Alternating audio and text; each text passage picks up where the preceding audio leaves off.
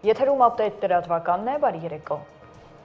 Եվ այսպես Ֆրանսիան Սյունիքում դիվանագիտական ներկայություն կունենա Գորիսում պատվո հյուպատոսական գրասենյակ է բացվել։ Արարողությանը մասնակցել են երկու երկրների դեսպաններ ու բարձրաստիճան բազմաթիվ հյուրեր։ Պատվո հյուպատոսը Կարմեն Ափունցն է։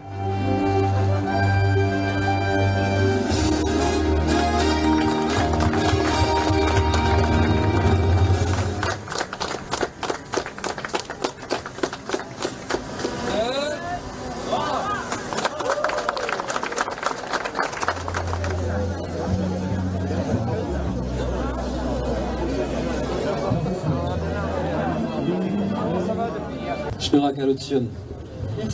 Բարև ձեզ եւ բարի գալուստ բոլորին։ Pour nous tous que l'inauguration aujourd'hui de cette agence consulaire française de Goris.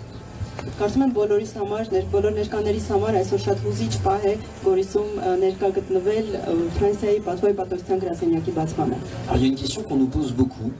c'est qu'est-ce qu'une agence consulaire? Մի հարց են հաճախ մեզ տալիս, ինչ է իրենից ներկայացնում հյուպատոսական գրասենյակը։ Parce que ceci n'est pas un consulat, mais ceci est plus qu'un consulat. Որտեղ սա հյուպատոսություն չէ, սա ավելին է, քան հյուպատոսությունը։ Ça n'est pas un consulat tout simplement parce que nous n'avons pas assez de Français qui résident dans le SUNIC pour ouvrir un consulat, et qu'un consulat c'est avant tout un service administratif offert aux Français de l'étranger. Ինչու հյուպատոսություն չէ, որովհետև այստեղ բավարար չափով ֆրանսիացիներ չեն բնակվում, որպեսզի հյուպատոսական գրասենյակ բացվի, ինչը հիմնականում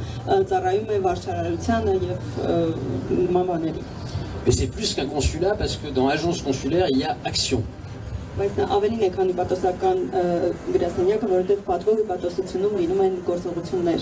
Et qu'à Goris et dans le SUNIC, les Français et les Arméniens agissent main dans la main. Որովհետև Ֆրանսիայում եւ Հայաստանում, Գորիսում եւ Սյունիքում մարդիկ գործում են ձեռք-ձեռքի տված։ Ֆրանսիական մշակույթը եւ ֆրանսերեն ինձ համար շատ կարեւոր են, շատ հարազատ են ինձ եւ արդեն 20 տարի շարունակ ես հանձնառու եմ, ես մեծ նվիրվածությամբ աշխատում եմ այդ ոլորտում եւ կշարունակեմ անել։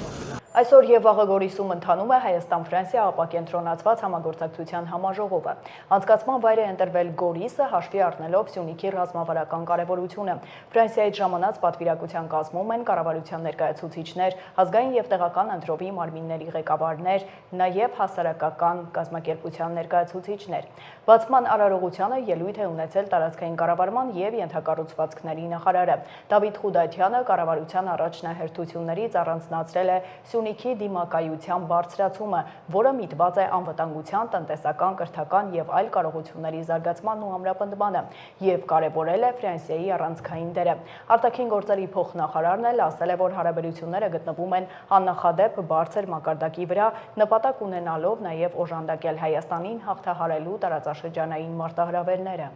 Կանոնավոր եւ բարձրաստիճան երկխոսության շնորհիվ Հայաստանի եւ Ֆրանսիայի միջև ընդգրկուն օրակարգ ձևավորվել է ինչպես քաղաքական, տնտեսական, պաշտպանական, կրթամշակութային, առողջապահական, ֆրանկոֆոնիայի եւ այլ բնագավառներում։ Հայաստանի կառավարության առաջնահերթություններից է Սյունիքի դիմակայունության բարձրացումը, որը միտված է ինչպես անվտանգության, այնպես էլ տնտեսական, կրթական, առողջապահական եւ այլ կարողությունների զարգացմանն ու ամրապնդմանը։ Այս հարցում միջազգային մեր գործընկերների շարքում Ֆրանսիան ունի առանցքային դերակատարում, ինչի համար շնորհակալ եմ բոլորիդ։ Տիկնայք եւ պարոնեք, Հայաստան-Ֆրանսիա ապակենտրոնացված համագործակցության 5-րդ համաժողովի անցկացումը մասնավորապես Սյունիքի մարզում ռազմավարական կարևորություն ունի եւ հավաստիացնում եմ, որ մենք ջանք ու եռան չենք խնայել այն պատշաճ մակարդակով կազմակերպելու Հայաստան-Ֆրանսիա ապակենտրոնացված համագործակցության շրջանակներում համատեղ ծրագրերի կյանքի կոչմանը աջակցելու համար։ Ապակենտրոնացված համագործակցության այս խոշոր համաժողովի կազմակերպումը Գորիսում բնական եւ սպասելի է, հաշվի առնելով Հայաստանի համար ռազմավարական նշանակություն ունեցող շրջանների եւ դրանց թվում առաջնահերթ Սյունիքի մարզի զարգացման եւ դիմակայունության բարձրացման նպատակը։ Այս հստակ քաղաքական կամքին մասին է խոսում այսօր Գորիսում կայանալիք Ֆրանսիայի պատվավոր հյուպատոսի գրասենյակի պաշտոնական բացում։ Հուսով ենք, որի կատարում են մեր երկու կառավարությունների միջև ձեռք բերված պայմանավորվածության, մոտ ապագայում Սյունիքում կտեսնենք ֆրանսիական ընկերությունների ներգրավումը ռազմավարական նշանակության ենթակառուցվածքային նախագծի իրականացման գործում։ Պատմական բարեկամության վրա խարսխված մեր պետությունների միջև հարաբերությունները գտնվում են աննախադեպ բարձր մակարդակի վրա, նպատակ ունենալով նաև օժանդակել Հայաստանին հաղթահարելու տարածաշրջանային մարտահրավերները։ Շարունակաբար ընդլայնվում է համագործակցությունը բոլոր ներառյալ ռազմավարական ոլորտներում, որտեղ օրեցօր ամրապնդվում են մեր կապերը։ Ցանկանում եմ հատուկ ընդգծել օրեր առաջ Երևանյան երկխոսության միջազգային համաժողովի շրջանակներում Ֆրանսիայի, Եվրոպայի եւ արտաքին գործերի նախարար Բարոյի այցը Հայաստան, որի ընթացքում նախարար Բարոն մասնավորապես հայտարարեց Հայաստանում նոր ներդրումներ կատարելու Ֆրանսիայի որոշման մասին։ Վարչապետ Նիկոլ Փաշինյանը մայրբուհում էր մասնակցելու մի քանի ենթակառուցվածքի բացմանը։ Ուսանողների հետ հանդիպումից առաջ Նիկոլ Փաշինյանը լրագրողների հարցերին չի պատասխանել։ Պետհամալսարանում էր նաև կրթության նախարարը, լրագրողները հարցրել են եկեղեցու վերաբերյալ վարչապետի հայտարարությունների մասին։ Այն, որ բարեփոխման կարիք կա, այդ թվում եկեղեցում ավելի քան ակնհայտ է, ասել է Ժաննա Անդրեասյանը։ Որևէ մեկին չի կարող դուր գալ այն խոսույթը, որը ձևավորված է հանրային տիրույթում։ Այդ խոսույթը նոր չէ ձևավորվել։ Բնականաբար որևէ մեկը չի կարող արդարացնել այդ խոսույթը, շեշտել է նախարարը։ Կարծում եմ, որ եթե հանրային ձևավորված խոսույթի մասին եք խոսում, բնականաբար որևէ մեկից չի կարող դուր գալ այն խոսույթը, որ ձևավորված է, ու ես ձեր ուշադրությունը պիտի հրավիրեմ նկատելու, որ այդ խոսույթը նոր չի, որ ձևավորված է, լավ է, որ մենք ուշադիր ենք, արժի, որ ուշադիր լինենք նաև բոլոր այն դեպքերում, երբ որ այդ բառամթերքը հնչում է նաև տարբեր կողմերից, այդ թվում օրինակ իմ նկատմամբ։ Գիտեք, բնականաբար որևէ մեկը չի կարող արդարացնել այդ խոսույթը, մենք շատ տարբեր քննարկումներ ենք ունեցել, նաև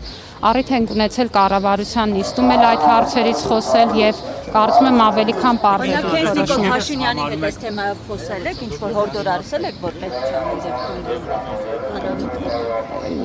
Ես կարծում եմ, որ այն մեկնաբանությունները ու այն վարչապետի կողմից նաև այն հավելյալ գրառումները, որ արվեցին, ավելի քան պարզ են դարձնում։ Ես կարծում եմ, որ մենք ունենք մեր հուշարձանների հանդեպ հոգատարության, այդ թվում հանրային հոգատարության շատ լուրջ խնդիր։ Ու առաջին անգամ չեմ այդ մասին խոսում, այն տրամաբանությունը, որը գործում է մեր որոշ եկեղեցիներում, թողնում է նման տպավորություն եւ ես դրա համար ցավում եմ, ինչպես կարծում եմ պիտի ցավա մեր երկրի յուրաքանչյուր քաղաքացի։ Լրագրողները հարց ունեին նաև մայրբուհի աստվածաբան ռեկտոր Հովհաննես Հովհաննիսյանին, որը սակայն հրաժարվել է պատասխանել եկեղեցու սպասավորների վերաբերյալ Նիկոլ Փաշինյանի գրառումներին։ Ժորժ ջան, մի մշտապես ծիգով, ուրեմն կրթության ծիգով, երբ որ լաբորատորիաներ են բացում, որի վրա մոտ $500,000 ծիգը գումար է ծախսել, բացի այդ գիտպետկոմի գումարներով հսկայական նոր լաբորատորիա ենք ստեղծել եւ գիտական արդյունքներով ունենք աննկարագրելի մեծ արդյունքներ հիմա, դրանով էլ հենց պայմանավորված է այս լաբորատորիայի բացումը։ Այս տարի Երևանի պետական համալսարանը ունեցել է մոտ 700 արտասահմանյան գիտական հրապարակում, որ նման արդյունք երբևէ չէր ունեցել որևէ հաստատություն երկրում։ Եվ դրանով էլ պայմանավորված էր նաև այս լաբորատորիայի բացումը։ Իսկ բառապաշարի հետ կապված խնդիր չունեք։ Հարց ունեք ԵՊՀ-ի կամ բանի հետ կապված, խնդրում եմ դրա հետ կապված։ Այն որ այստեղ եւս կրթելը նորաձև է կամ հանդիպումներ Այսօր այլ եմ կրկնում, մենք մեր հանդիպումը պայմանավորված է լաբորատորիայի բացումով եւ ազատ շփումով ուսանողների հետ։ Այսինքն ուսանողները, եթե այդ գրառումների վերաբերյալ հարց տան, դուք նորից ասելու եք օրվան նվիրված չէ լաբորատորիայի վերաբերյալ։ Ազատ են յուրաքանչյուր հարց տալու։ Լրագրողներն էլ են ազատ եք այո եւ տալիս եք։ Ես էլ իրավունք ունեմ չպատասխանելու։ Ես իմ աստվածաբան չեմ այստեղ, ես որպես ԵՊ ռեկտոր եմ։ Շնորհակալություն բոլորից։ Այսօր ռեկտոր հաշտեք այդ հայտարարությունների հետ։ Շնորհակալ եմ, մնացածը արդեն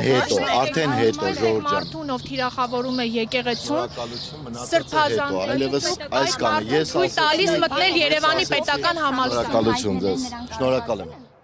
Ի պաշտպանություն հայ առաքելական եկեղեցու կառավարության մոտ բողոքի ակցիա է անցկացվել։ Մասնակիցները հայտարարել են, որ որևէ քաղաքական ուժ չեն ներկայացնում, ոչ մեկի կողմից չեն ղեկավարվում, չեն ենթարկվում, բայց խիղճը չի թողնում մնալ տանը։ Ակցիայի մասնակիցները շենքի դիմաց ֆլեշմոբ են իրականացրել։ Պարանի վրա լվացքի ամրակներով նրանք կախել են պաստառներ, որոնց վրա տարբեր գրառումներ կային։ Հայ առաքելական Սուրբ եկեղեցին, հայ ազգի հիմնասյունն է, նզովք դավաճաններին, ամոթ լռողներին եւ այլն։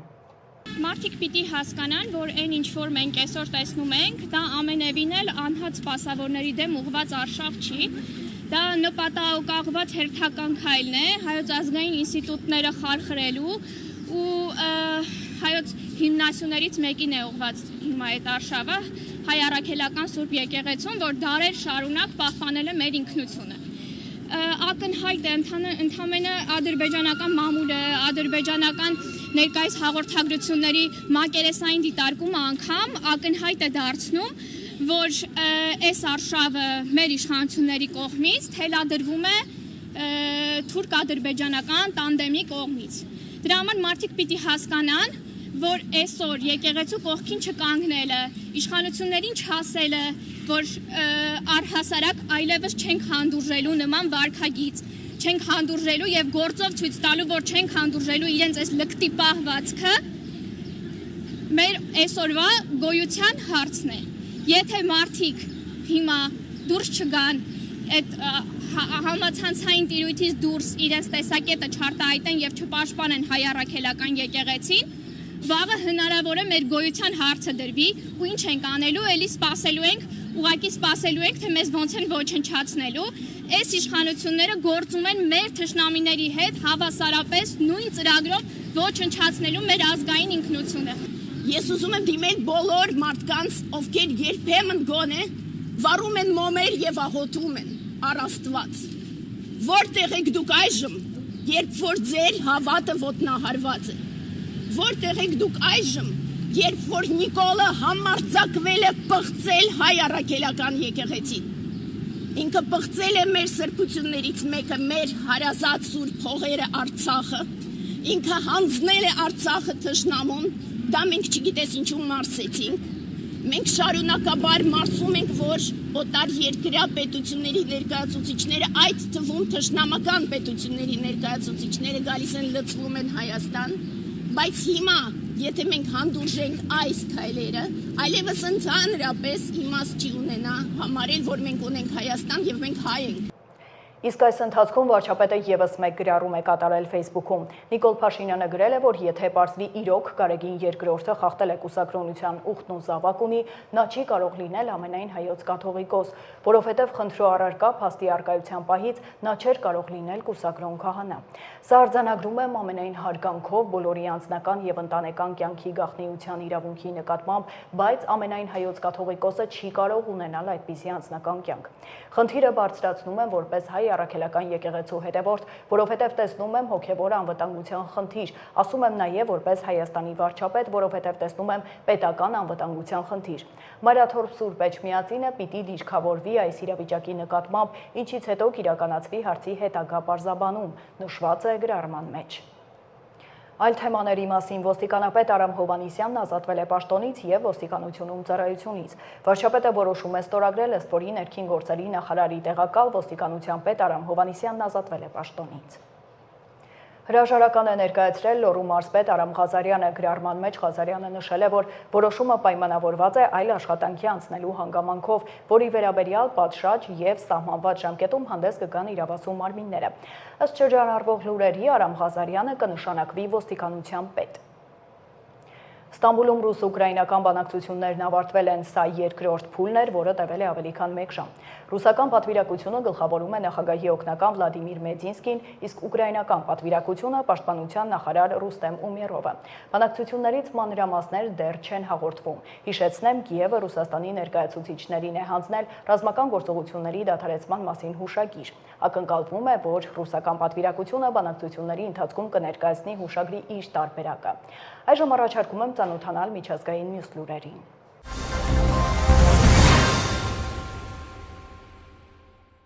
Ռուսաստանի արտաքին գործերի նախարար Սերգեյ Լավրովը հեռախոսազրույց է ունեցել ԱՄՆ պետքարտուղար Մարկո Ռուբիոյի հետ, հայտնում են Ռուսաստանի արտաքին գործերի նախարարությունից։ Քննարկվել է Ուկրաինայի ճգնաժամի հետ կապված իրավիճակը։ ԱՄՆ պետքարտուղար Ռուբիոն անկեղծ ցավակցություն է հայտնել հունիսի 1-ին Բրյանսկի եւ Կուրսկի շրջաններում երկաթուղային ենթակառուցվածքների պայթեցման հետևանքով քաղաքացիական անձանց շրջանում զոհերի համար։ Ռուսական կողմից ընդգծվել է, որ պատկան մարմինները վարում են առավել մանրակրկիտ հետաքննություն եւ մոտ ժամանակներս արդյունքները կհրապարակվեն։ Մեղավորները անպայման կբացահայտվեն եւ անխուսափելիորեն կկրեն իրենց արժանի պատիժը։ Լավրովն ու Ռուբիոն մտքեր են փոխանակել նաև ուկրաինական ճգնաժամի քաղաքական կարգավորմանը վերաբերող տարբեր նախաձեռնությունների շուրջ, ասվում է հաղորդագրությունում։ Ուկրաինայի անվտանգության ծառայությունը հաստատել է Ռուսաստանում թիրախներին անօդաչու թռչող սարքերի հարվածները։ Գերատեսչության տվյալներով Սարդոստային կոդային անվանումով գործողության արդյունքում ռուսական ռազմավարական ավիացիային հասցվել է մոտ 7 միլիարդ ԱՄՆ դոլարի վնաս։ Ծառայությունը հայտնել է նաև, որ հարվածի տակ է հայտնվել Ռուսաստանի հիմնական օդանավակայաններում տեղակայված թևավոր հրթիռակիրների մոտ 34%-ը։ Հիանալի արդյունք Ուկրաինայի ինքնուրույն արդյունքը 1 տարի 6 ամիս եւ 9 օր պլանավորման սկզբից մինչև արդյունավետ իրականացում, մեր ամենաերկարատև գործողությունը։ Այսպես է Ուկրաինայի նախագահ Վլադիմիր Զելենսկին մեկնաբանել ռուսական ռմբակոծիչների դեմ գործողությունը։ Նա նշել է, որ մարդիկ, որոնք նախապատրաստել են այդ գործողությունը, ժամանակին դուրս են բերվել Ռուսաստանի տարածքից։ Նախագահը շնորհակալություն է հայտնել գեներալ Մալուկին Ուկրաինայի այդ հաջողության համար։ Հիշեցնենք, որ հունիսի 1-ին Ուկրաինան անօդաչու թռչող սարքերով հարձակվել է Ռուսաստանի միանգամից մի քանի շրջանի ռազմական օդանավակայանների վրա։ Լեհաստանի ազգային հիշողության ինստիտուտի ղեկավար անկախ թեկնածու Կարոլ Նավրոցկին, որին աջակցում է Պահպանողական իրավունք եւ արդարադատություն կուսակցությունը, հաղթում է նախագահական ընտրություններում։ Ինչպես հաղորդում է լեհական հեռուստատեսությունը, հղումանելով պետական ընտրական հանձնաժողովի տվյալներին, քվեաթերթիկների 99.55%-ի մշակումից հետո Նավրոցկին ստացել է ձայների 51%-ը։ Նրա մրցակից Ռաֆալ Թշակովսկին ստացել է 49%-ը։ Երկրի 3 հիմնական հեռուստաալիքների կողմից անցկացված էքզիտ փոլերը ցույց են տվել, որ ընտրողների մասնակցությունը կազմել է 71.7%։ 2024 թվականի փետրվարին Նավրոցկին ընդգրկվել է Ռուսաստանի կողմից հետախուզվողների ցուցակում Լեհաստանում Կարմիր բանակի հուշարձանների քանդմանը մասնակցելու համար։ 2030-ականների վերջից սկսած Մեծ Բրիտանիայի թագավորական ռազմածովային ուժերի սուզանավերի նավատորմը կթարմացվի նոր սուզանավերով։ Այս մասին հաղորդում է Բրիտանիայի կառավարության մամուլի ծառայությունը։ Բացի այդ, ըստ հաղորդագրության նախատեսվում են 15 միլիարդ ֆունտ ստերլինգի ներդրումներ Մեծ Բրիտանիայի ինքնիշխան միջուկային մարտագլխիկների ծրագրում առաջիկա 10 տարիների ընթացքում ապահովելով 30,000 աշխատատեղ։ 2021 թվականի սեպտեմբերին Միացյալ Նահանգները, Ավստրալիան եւ Մեծ Բրիտանիան հայտարարեցին անվտանգության բնագավառում եռակողմ գործընկերության մասին։ Այնուհետև եռակողմ գործընկերության մասնակիցները հրապարակեցին Ավստրալիային միջուկային սուզանավերի մատակարարումների նախագիծ, նախատեսված տասնամյակների համար։ Սպիտակ տունը գերատեսչություններին հանձնարարել է դադարեցնել Իրանի դեմ նոր պատժամիջոցների կիրառումը։ Հանձնարարականներն անցյալ շաբաթ ուղարկել է Սպիտակ տան մամուլի խոսնակ Քերոլայն Լևիթը։ Հրապարակման մեջ նշվում է, որ հրահանգը փոխանցվել է ազգային անվտանգության խորհրդի, ֆինանսների նախարարության եւ պետքարտուղարության բարձրաստիճան պաշտոնյաներին։ Իրանական նավթի եւ սառեցված իրանական ակտիվների նկատմամբ ԱՄՆ-ի հիմնական սահմանափակումները կմնան անփոփոխ։ Վաշինգտոնը մայիսի 21-ից ի վեր Թեհրանի դեմ նոր սահմանափակումներ չի կիրառել։ 2025 թվականի փետրվարին ԱՄՆ նախագահ Դոնալդ Թրամփը ստորագրել էր կատարողական հրամանագիր Իրանի նկատմամբ առավելագույն ճնշման քաղաքականությունը վերականգնելու համար։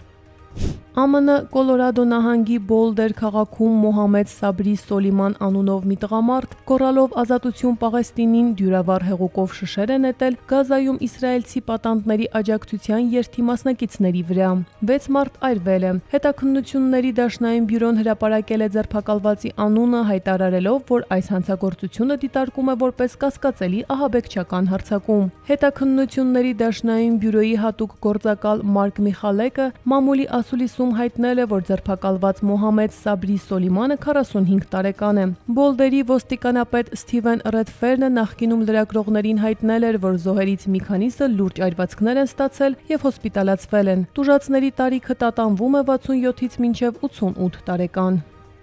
Գազայի հատվածում 24 ժամվա ընթացքում օգնության կենտրոնների մերձակայքում իսրայելական ռմբակոծությունների հետևանքով զոհվել է 35 պաղեստինցի։ Բացի այդ, հունիսի 2-ի լուսաբացից ի վեր զոհվել է ևս 5 պաղեստինցի։ Գազայի հատվածի հյուսիսի շտապօգնության ծառայության տնօրենը հայտնել է, որ իսրայելական ուժերը ոչնչացրել են Գազայի հատվածի շտապօգնության համակարգի մոտ 80%-ը։ Գազայի հատվածի առողջապահության նախարարությունը հայտնել է, որ իսրայելական ուժերը պայթեցրել են Նուրա Ալ-Քաաբի բժշկական կենտրոնը, որը երիկամային հիվանդությունների բուժման ծառայություններ էր մատուցում պաղեստինյան անկլավի հյուսիսում։ 2023 թվականի հոկտեմբերի 7-ից մեկնարկած ռազմական գործողությունների հետևանքով Գազայի հատվածում զոհերի թիվը հասել է 54418-ի, վիրավորվել է 124190 մարդ։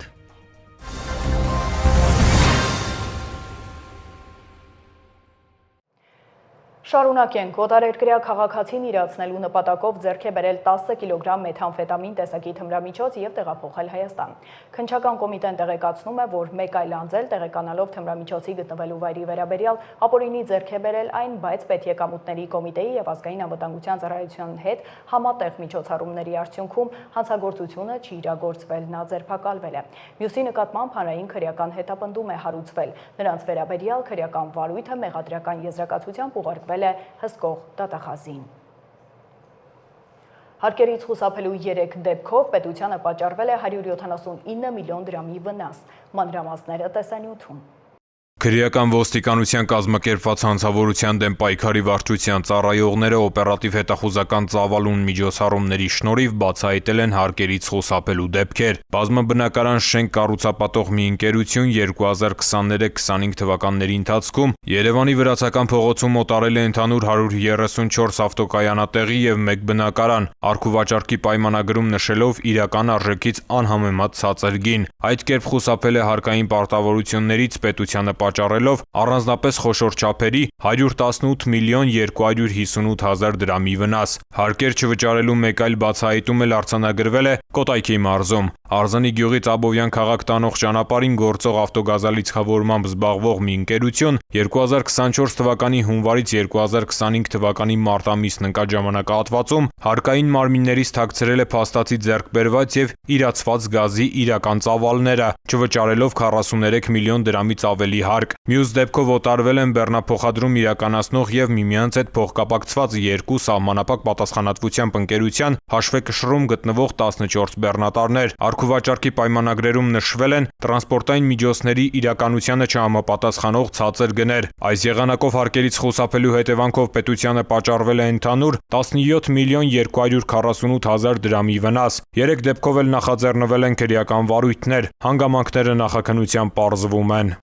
Ծանուցում ենթադրյալ հանցանքի մեջ կասկածվողը կամ մեղադրվողը համարվում է անմեղ, քանի դեռ նրա մեղավորությունը ապացուցված չէ Հայաստանի Հանրապետության քրեական դատավարության օրենսգրքով սահմանված կարգով, դատարանի օրինական ուժի մեջ մտած դատավճռով։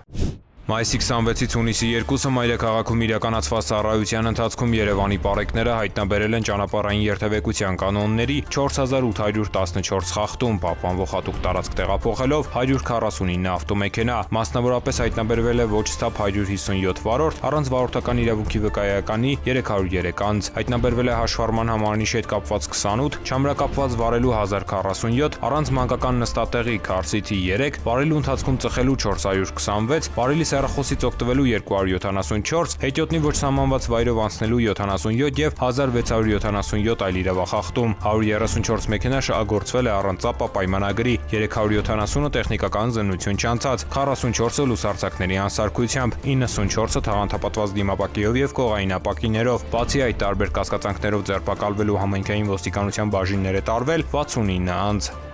Նույն ժամանակահատվածում մարզերում պարեկները հայտնաբերել են ճանապարհային երթևեկության կանոնների 13990 խախտում, պահպանվող հատուկ տարածքներ տեղափոխելով 278 տրանսպորտային միջոց։ Հայտնաբերվել է ոչ ստաբ 203 վարորդ, առանց վարորդական իրավունքի վկայականի 611, կեղծ վարորդական իրավունքի վկայականով երթևեկող 1 անձ։ Հայտնաբերվել են նաև հաշվառման համանիշի հետ կապված 75, ճամրակապված վարելու 3214, առանց մանկական նստատեղի քարսիթի 152, վարելու ընթացքում ծխելու 334, վարելիս հեռախոսից օգտվելու 558, հետիոտնի որ սահմանված վայրով անցնելու 6, արագության գերազանցման 2239 եւ 4295 այլ իրավախախտում, 405 ավտոմեքենա շահագործվել է առանց ապա պայմանագրի, 1486-ը տեխնիկական զննություն չանցած, 296-ը լուսարձակների անսարկությամբ, այդ թվում 5 բեռնատար, 131-ը թաղանթապատված դիմապակիով եւ կողային ապակիներով։ Բացի այդ տարբեր կասկածանքներով ձերբակալվելու համայնքային ոստիկանության տարածքային բաժիններ է տարվել 26 անձ։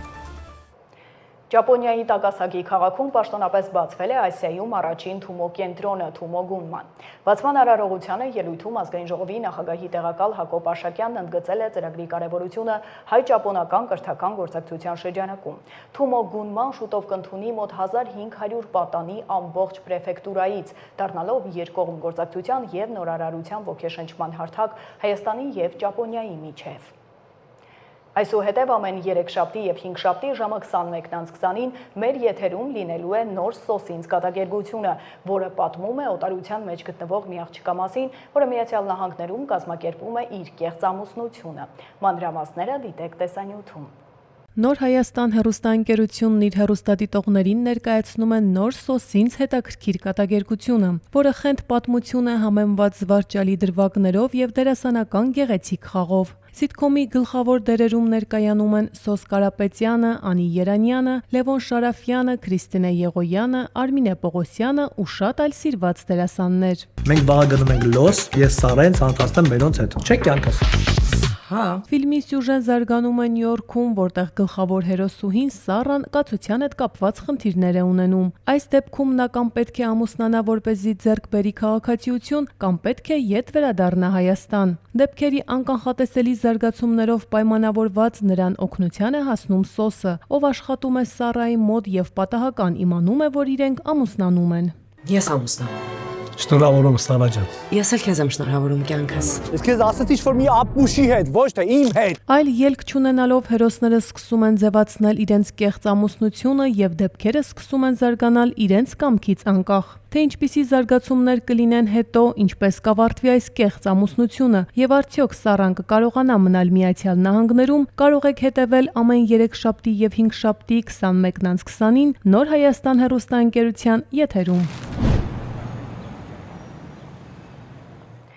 Եվ եղանակ վաղը կեսօրից հետո եւ գիշերը շրջանների մեծ մասում սպասվում է կարճատև անձրև եւ ամպրոպ, հնարավոր է նաեւ կարկուտ։ Օդի ջերմաստիճանը կնվազի 3-ից 5 նիշով։ Այսքանը դուք դիտում եք Update լրատվականը, հաջողություն։